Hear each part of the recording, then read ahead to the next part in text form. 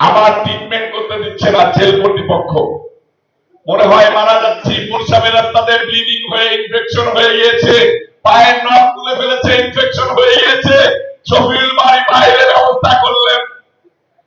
এই যে ফরিদউদ্দিন আহমেদ স্বেচ্ছাসেবক দল নেতা উপস্থাপনা করতেছেন, তাকে খবর পাঠালেন চিঠির মধ্য দিয়ে, রবিউল ইসলাম নয়নকে বাঁচাইতে হলে অতি দ্রুত চিকিৎসার ব্যবস্থা করতে হবে।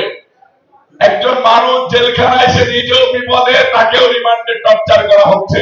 সে অবস্থায় সে কর্মীদের কথা ভাবে, আমার মতো এরকম শত শত কর্মীকে শফিউল বাড়ি জেলখানায় আগলিয়ে রেখেছেন, রিমান্ডে আগলিয়ে রেখেছেন, রাজপথে সংগ্রাম করতে শিখিয়েছেন, যুদ্ধ করতে শিখিয়েছেন।